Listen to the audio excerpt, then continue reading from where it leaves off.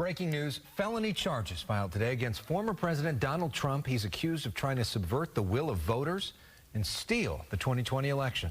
Good evening. Welcome to Fox 7 News at 5. I'm Alex Michelson. And I'm Christine Devine. Former president's campaign swiftly responding to the indictment, saying they consider it an attempt by the Biden administration to interfere with the upcoming 2024 election. The state calling the 4 felony charges, quote, fake.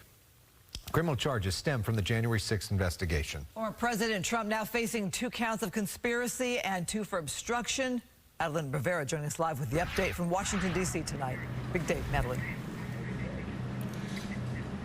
Big day indeed, Alex and Christine. Special counsel Jack Smith not mincing words here, saying the January 6th attack was fueled by the former president's lies in his attempts to stay in office. A Washington, D.C. grand jury delivering a 3rd indictment against former President Trump. Special counsel Jack Smith charging Trump in the January 6th investigation. Today, an indictment was unsealed, charging Donald J. Trump with conspiring to defraud the United States, conspiring to disenfranchise voters, and conspiring and attempting to obstruct an official proceeding. Outside of the federal courthouse, a heightened security presence ahead of the news. But more federal charges haven't dampened Trump's bluster. In a new Truth Social post, he touts his commanding lead in the GOP primary race. His competitors facing a tall order. You're going to have to convince 37, 35, almost 40% of the Republican Party that you can beat Donald Trump and that you are a better general election candidate than he is.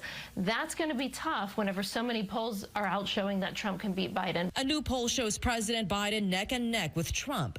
It's a worrying sign for Democrats, even as the president finds himself on a smoother ride in his term. He has shored up Democratic support, but his approval rating remains low despite a slight bump. Donald Trump is gaining steam with black voters, with Hispanic voters, and that's a really good sign for Trump, a bad sign for Biden. Some Republicans, however, are worried Trump's legal problems could threaten his electability. The key is going to be, will we start to see some people concluding he just got too much baggage, time to turn the page? Trump is expected to appear in court on Thursday. Alex and Christine. Madeline, what do we make of how this potentially impacts his campaign from a financial perspective?